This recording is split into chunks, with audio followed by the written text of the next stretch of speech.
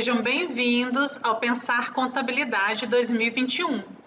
Meu nome é Renata Santana Santos e eu vou estar falando sobre o impacto do regime de caixa tributário na contabilidade. Então, muita gente acaba confundindo, né? Que a contabilidade, gente, é sempre regime de competência. E o tributo, ele pode ser caixa ou competência. Tanto o tributo sobre a folha, como o tributo sobre faturamento. E aí, alguns tributos, como ele pode ser caixa ou competência, existe uma diferença temporária entre a contabilidade e como reconhecer na tributação. Eu vou estar falando nessa palestra sobre este assunto, dando vários exemplos práticos e saindo um pouco do óbvio também. Vem comigo. Vou começar me apresentando. Meu nome é Renata Santana Santos. Eu falo de Vila Velha, Espírito Santo. Eu sou bacharel em Ciências Contábeis pela UFES, que é a Universidade Federal do Espírito Santo. Me formei em 2003. Em 2008, eu fiz um MBA em Gestão de Empresas pela Unesc. Em 2009, eu fundei a empresa que eu trabalho hoje, que é a Ensicom, Consultoria, Auditoria, Contabilidade e Treinamentos. Em 2010, eu comecei a dar aula em faculdades para MBA. Ainda em 2008, eu comecei a dar aula também, mas é para graduação, tá? Em 2010, para MBA. Em 2018, fui convidada para ser professora da BSSP, estou até hoje. E hoje eu estou terminando o mestrado em Planejamento Tributário, Falta Defesa, e um MBA em Tecnologia de Negócios, Inteligência Artificial, Data Science e Big Data pela PUC. Eu gosto de começar as minhas aulas dando um choque de realidade. Às vezes, é preciso 20 anos para a gente construir uma reputação e 5 minutos para arruinar. Então, a gente está numa era de muitos cancelamentos, né? E é muito importante a gente pensar nisso quando a gente vai executar algum trabalho também. Então, a gente tem que pensar nisso quando a gente vai fazer a contabilidade, quando a gente vai reconhecer um tributo, quando a gente vai processar uma folha de pagamento, que a gente pode arruinar a nossa reputação em apenas 5 minutos. Então, fazer sempre dentro da legislação é o mais importante aí para quem atua com contabilidade, como eu, né? O que vem ser o regime de competência contábil? Então, o regime de competência, que vem do inglês Accrual Basics, é um princípio contábil universalmente adotado. Então, o regime de competência na contabilidade ele é universal, aceito e recomendado tanto pela teoria contábil como pela legislação do imposto de renda brasileiro também. Na prática, ele deve ser estendido a qualquer alteração patrimonial, independente de sua natureza e origem. A principal vantagem do regime de competência é a possibilidade de previsão, ou seja, o futuro também passa a ser parte da contabilidade da entidade. No que se refere ao método de competência, temos que as receitas, despesas e custos deverão ser apropriadas na apuração do resultado do período de sua realização, sempre simultaneamente quando se correlacionarem. Então, basicamente, a receita ela gera uma necessidade de um sacrifício da empresa, que é o custo. Então, a receita e o custo, eles andam casados, né? Não deveria a empresa ter receita sem custo, nem custo sem receita.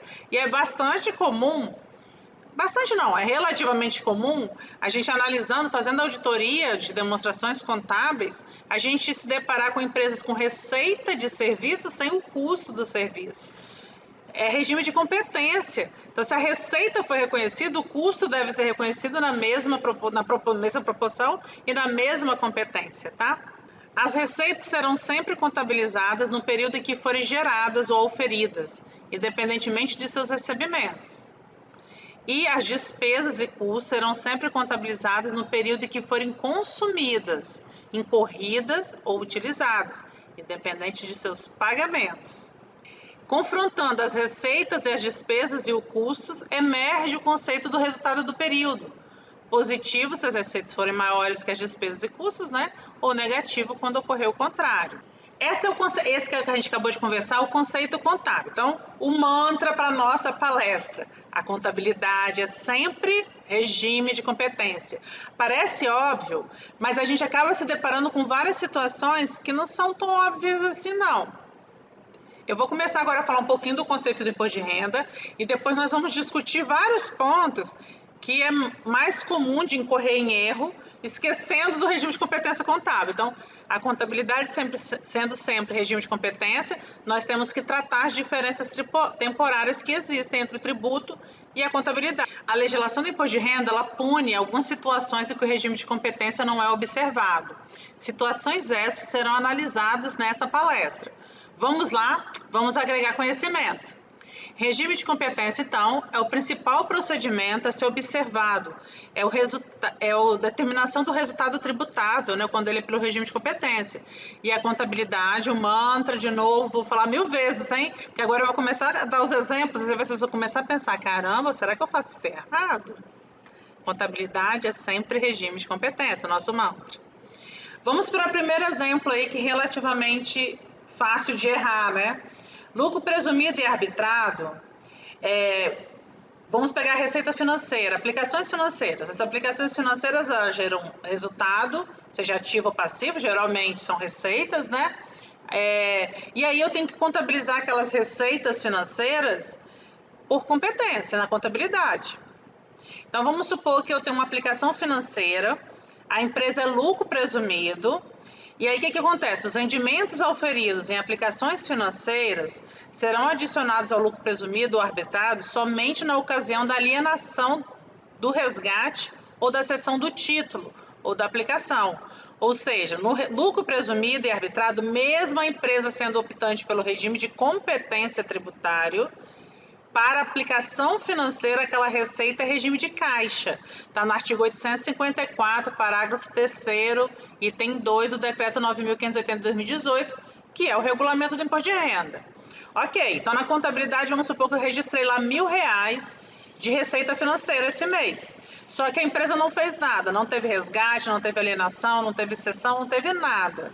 Os R$1.000 estão lá parados, somados à aplicação. Tributariamente, quando eu for apurar naquele trimestre o lucro presumido ou arbitrado, eu não vou tributar esses R$1.000 de receita. Mas na contabilidade eu reconheci aquela receita. Então, para eu cumprir o regime de competência completamente, o que eu vou ter que fazer?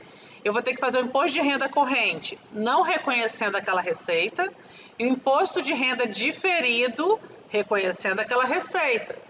Como é que eu contabilizo o imposto de renda diferido? Eu debito o resultado, né, imposto de renda diferido, contribuição social diferida, e credito passivo não circulante, imposto de renda diferido e contribuição social diferida. Dessa forma, se eu tirar o balancete, o resultado ele está no regime de competência, visto que uma parte está no imposto de renda corrente e outra parte está no diferimento. Então, ter atenção a isso, gente, é extremamente importante. E não é tão simples quanto parece controlar, né, essas diferenças temporárias. Nós estamos falando de empresas de lucro presumido, lucro arbitrado, às vezes elas não são muito grandes, às vezes não tem equipe para te ajudar nisso, né, nesse controle, então ele pode se tornar complexo. Mas a gente tem que contabilizar pelo regime de competência, inclusive os tributos, e controlar para a tributação pelo regime de caixa. Vamos falar de um outro tema, em fundo de investimento, que também é um tipo de aplicação financeira. O artigo 799 do decreto 9.580 de 2018 informa que a incidência do imposto sobre a renda na fonte sobre os rendimentos de aplicações em fundos de investimentos auferidos por qualquer beneficiário real, presumido, arbitrado, inclusive pessoa jurídica isenta, ocorrerá semestralmente, olha lá, no mês de maio e novembro de cada ano, na alíquota de 15%. Então, é um negócio chamado de come-cotas. Se eu só tributo em maio e novembro, eu vou ter diferimento de janeiro, depois de janeiro a fevereiro, depois de janeiro a março, de janeiro a abril. Aí, quando chegar de janeiro a maio, eu tributo. Então, eu vou ter diferimento em uma boa parte do período, estorno diferido, lance corrente. E começo novamente a diferimento. Então, as receitas são lançadas mensalmente, porém, ao invés de tributar o imposto de renda corrente, vai tributar o imposto de renda diferido. Já o lucro real, para as demais regras, ele é sempre regime de competência, só tem a exceção do fundo de investimento aí também. Então, dá bastante trabalho contábil controlar as aplicações financeiras para o lucro presumido e arbitrado, que é sempre regime de caixa para tributação, e regime de competência, né, para contabilidade, Os fundos de investimentos, que só tributa no come cotas ou no resgate, alienação, né?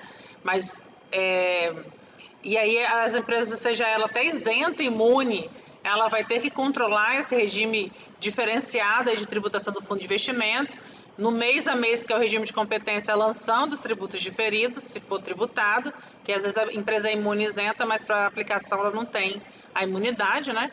E o lucro real, para os demais itens, são sempre regime de competência, então facilita aí, porque baixa a contabilidade. Outro item que é comum a empresa acabar esquecendo, né, e a equipe, duplicados a receber. Encargos financeiros de créditos vencidos. Após 2 meses do recebimento do crédito, sem que tenha havido recebimento de fato, então, por exemplo, vendi a prazo, tá? A empresa vendeu a prazo, então ela vai fazer o quê? Ela vai debitar clientes e creditar receita. Vai ficar aberto o cliente até que o cliente honre com a dívida. Vamos supor que o seu cliente não honrou com a dívida na data correta, então o valor ficou vencido. E aí, o que acontece com esse valor vencido? Se você tiver, provavelmente vocês têm, né, cobrança de juros sobre esses vencimentos, tem que ser contabilizado pelo regime de competência. E aí tem um detalhe tributário para isso.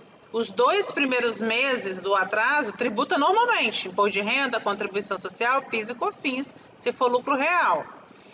A partir do 3º mês, tem a legislação que é o artigo 11 da Lei 9.430 de 96, que fala que você começa a expurgar do lucro real essa receita financeira.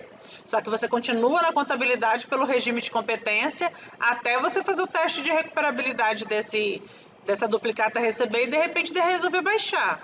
Enquanto ela estiver ativa na contabilidade, vai ser contabilizado. Porém, para tributação, tributa só os 2 primeiros meses. A partir do 3º, ele é expurgado até que tenha o recebimento de fato. Outro item que também está ligado a duplicados a receber de certa forma é a comissão de vendas de cartões de crédito. A partir do momento que o seu cliente comprou com cartão de crédito, ali na boca do caixa, né, no varejo, na internet, no e-commerce, quem passou a estar te devendo é a bandeira do cartão. Então, a primeira coisa que você tem que controlar é lá na conta de contas a receber, informar as bandeiras do cartão. Sempre tem que informar pelo regime de competência. Então, vendi agora, eu vou debitar o cliente lá a bandeira do cartão e vou creditar a receita. Lembrar também de descontar as comissões da venda. Então, vamos supor que aquele cartão te cobra 2% de comissão. Então, você já vai lançar essa despesa também pelo regime de competência, tá? E não somente quando chegar o extrato dessa comissão. Estoque. Também relativamente comum ter algumas falhas. Eu vou falar do estoque de serviços, vou explicar mais, na verdade, o estoque de serviços, mas eu vou falar dos outros estoques também. Estoque de mercadoria, vamos começar por ele. Mercadoria é o item que a empresa compra e revende. Então, se a empresa comprou agora mercadoria, eu vou debitar o estoque e vou creditar o fornecedor. No pagamento, o fornecedor vai ser baixado. E na venda, esse estoque vai ser baixado contra custo lá no resultado. Então, vendi, aí eu credito o estoque e debito o custo de mercadoria vendida. Esse é o mais simples. Aí tem o estoque de produtos. O produto é quando a empresa produz na empresa. Então, ela vai ter matéria-prima, vai ter insumos, vai agregar mão de obra, energia, depreciações, aluguéis. Como é que ela faz isso? Comprou matéria-prima, debita lá no ativo, né? Matéria-prima, credita fornecedor. Comprou insumos, debita o estoque no ativo, insumos, credita fornecedor. Recebeu a ordem de produção requisitando a matéria-prima e insumo, credita na matéria-prima, credita insumo e debita um custo chamado custo transitório, que não é o custo do produto vendido, é o custo de estoque. Tem que ter muita atenção, pessoal, porque a norma contábil, quando ela está falando de custo, ela está falando de estoque. Não é custo de produto vendido, custo de serviço prestado, custo de mercadoria vendida. Que é custo para a norma contábil é o estoque. Então, nós vamos montar o custo de estoque. A gente vai montar isso aonde? Geralmente, as empresas, elas possuem as contas contábeis assim. Começou com ativo, né? Lá no plano de contas. Começou com 2 é passivo mais PL. Começou com 3 é resultado, por exemplo. Começou com 4 é transitória, eu vou chamar de transitória de custos. Exemplo, tá, gente? Pode ser outra numeração. Esse grupo transitório de custos, ele é transitório, como o próprio nome diz. Então, ele começa o mês com 0 e termina o mês com 0. Ele só serve para eu agregar o custo. O que eu vou fazer? Vou abrir aqui uma tela no Word. Vou abrir aqui uma tela no Word para a gente estar demonstrando, tá? Escrevendo. Então, vamos fazer o que eu conversei com vocês. Então, na aquisição do estoque, eu debito matéria-prima. Vamos supor que o valor do estoque de matéria-prima foi R$10.000. O valor do estoque de insumos foi R$5.000. E o valor, então, de fornecedores vai estar em R$15.000. Isso vai estar lá na conta de estoque, lá no ativo. Aí chegou na solicitação da ordem de produção, que a gente chama de OP, né? Aí solicitou toda a matéria-prima e todo insumo para produzir. Eu vou debitar custo transitório,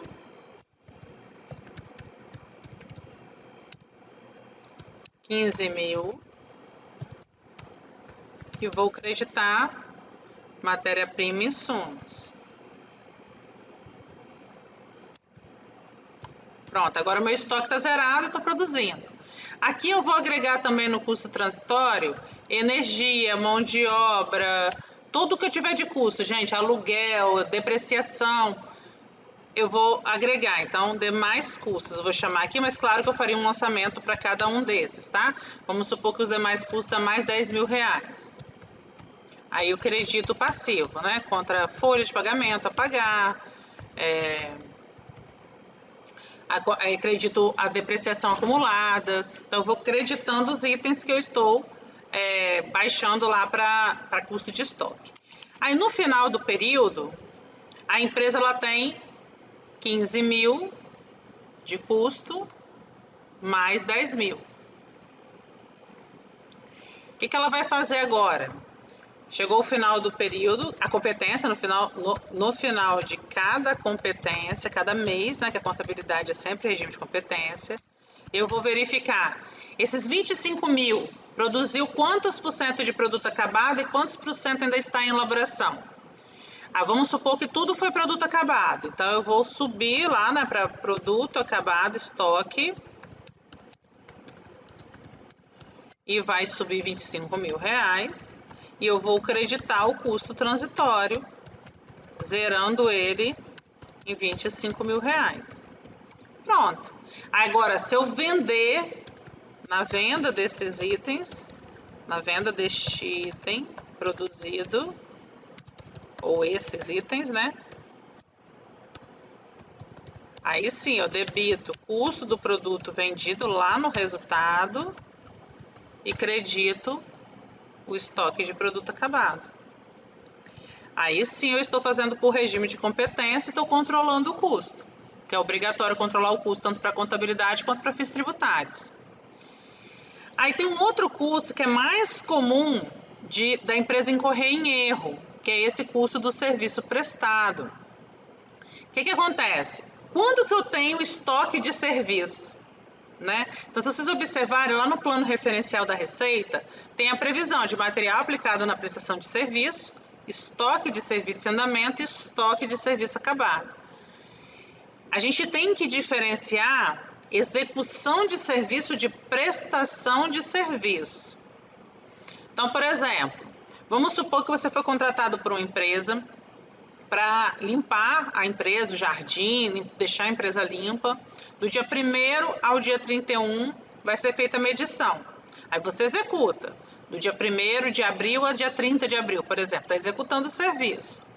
Quando chegar no dia 1º de maio, você vai enviar a medição do seu serviço para o seu cliente e esse cliente vai analisar, deve ter um X tempo aí para análise no contrato, e aí ele vai falar, aceita, a medição está ok.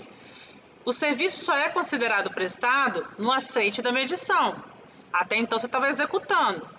Então essa execução do serviço vai ser parecido com essa situação de produção.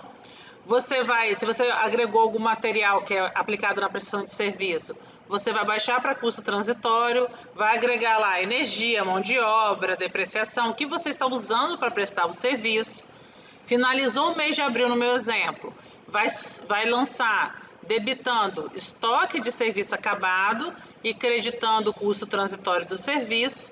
E no aceite da medição, que você vai emitir a nota, que no meu exemplo vai ser em maio, aí sim você vai ter o custo do serviço prestado, porque o custo do serviço não pode estar descasado da receita, porque a contabilidade é sempre regime de competência. Então é muito importante a gente pensar nisso, ficar martelando, que aí a gente vai percebendo, né, quando faz algum procedimento incorreto. Outro item comum de acabar esquecendo, e possível, né, disso acontecer, é quando a entidade ela exporta mercadoria ou produto. A receita de exportação para fins tributários só é reconhecido no embarque. Então vamos lá. O que acontece? Vamos supor, dar um exemplo aqui, vou puxar de novo aqui. Vamos supor que a empresa hoje, dia 20, eu estou gravando esse curso no dia 27/4/2021, olha lá. Então, saiu uma mercadoria para o porto, nota fiscal emitida, e aí 10 mil dólares, vou colocar aqui 10 em dólares, 10 mil dólares. Eu vou chutar uma taxa aqui, tá, gente? Não vou colocar a taxa exata, vamos supor que a taxa hoje está de 5 e 6 reais, vou colocar redondo. Então, a nota fiscal emitida hoje vai ser de 60 mil reais. Ok. Essa nota fiscal, ela foi emitida para quê? Para que a mercadoria consiga sair da empresa para o porto. Ela não é contabilizada. Por que ela não vai ser contabilizada? Porque no meu exemplo hipotético, a empresa ela é responsável para colocar a mercadoria até o embarque. Do embarque em diante, o cliente dele é responsável, mas até o embarque, a empresa é responsável. E aqui que fala a norma contábil. A norma contábil fala que a entidade deve reconhecer receitas quando ou à medida que a entidade satisfizer a obrigação de desempenho ao transferir o bem ou o serviço prometido ao cliente. O ativo é considerado transferido quando ou à medida que o cliente obtiver o controle desse bem. Essa é a norma contábil, está no item 31 do CPC 47.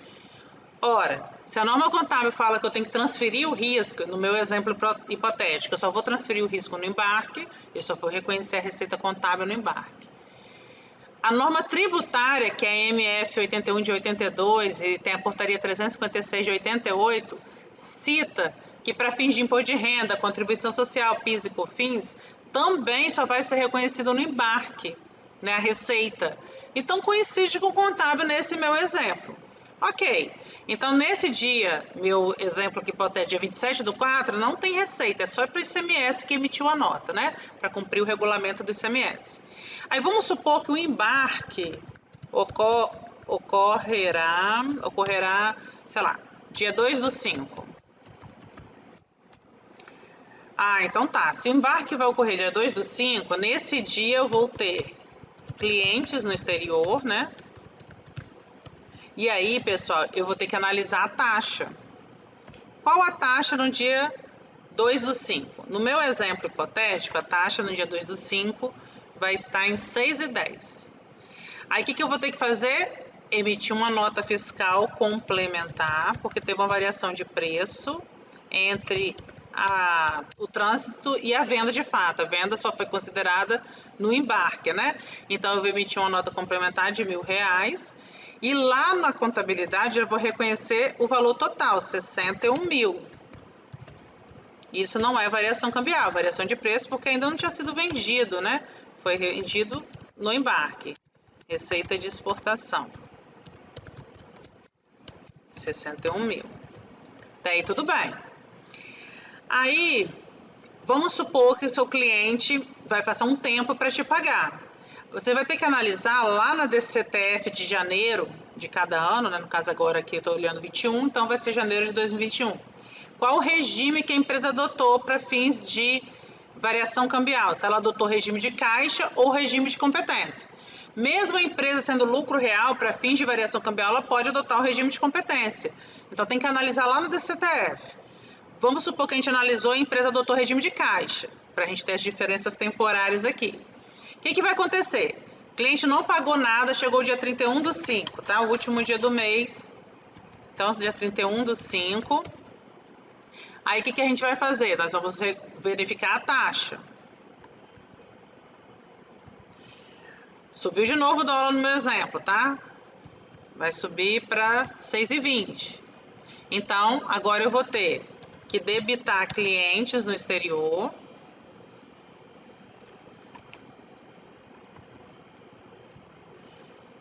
Mais R$1.000, que é da variação cambial, e creditar a receita com variação cambial ativa, R$1.000. Aqui eu estou cumprindo o regime de competência, porque o cliente ainda não pagou, tá? Aí o que eu vou fazer? Eu vou ter que calcular o imposto de renda diferido e a contribuição social diferida, porque eu não vou colocar esses R$1.000 para calcular o imposto de renda corrente, mas eu tenho que reconhecer na contabilidade pelo regime de competência. Aí eu vou fazendo isso até o recebimento. No recebimento eu vou ter imposto de renda corrente, estorno diferido e lanço corrente também na contabilidade. Então, pessoal, partindo do princípio que a contabilidade é sempre regime de competência, nós temos que nos atentar nesses ritos, se eles estão corretos.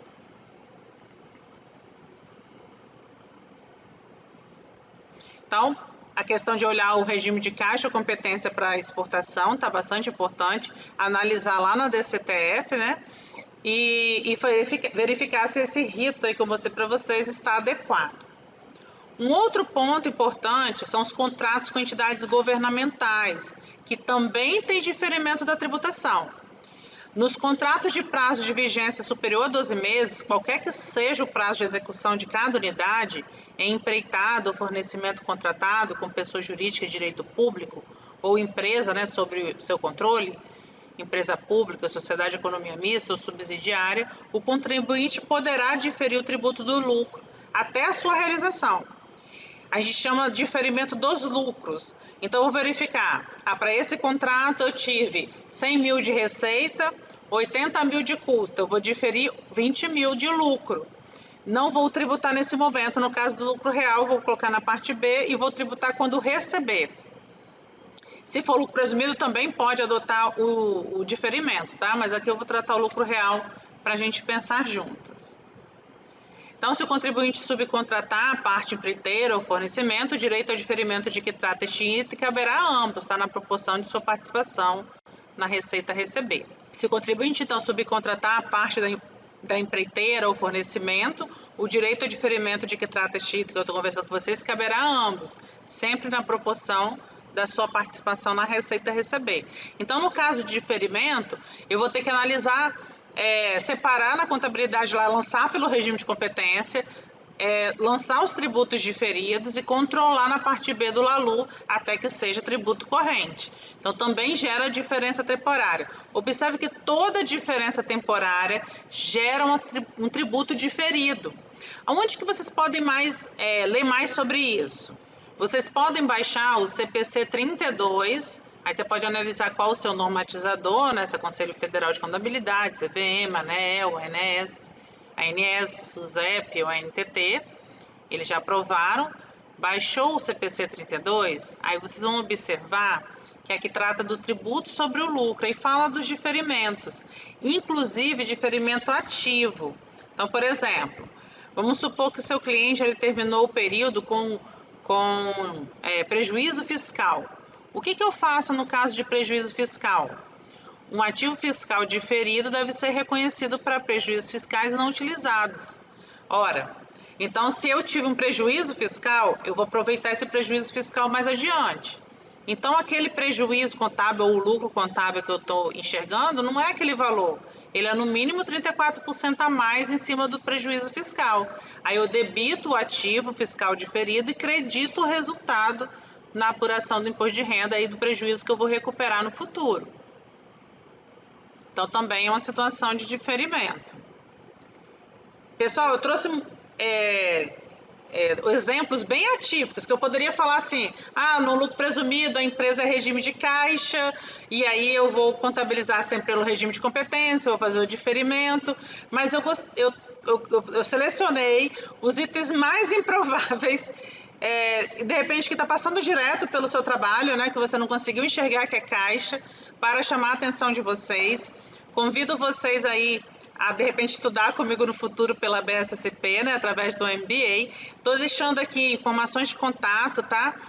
Meu nome completo, telefone que vocês podem me chamar pelo WhatsApp, meu e-mail, Instagram, que eu posto muitas coisas lá, e o site da minha empresa. Espero que vocês tenham aprendido e que tenham gostado. Até a próxima!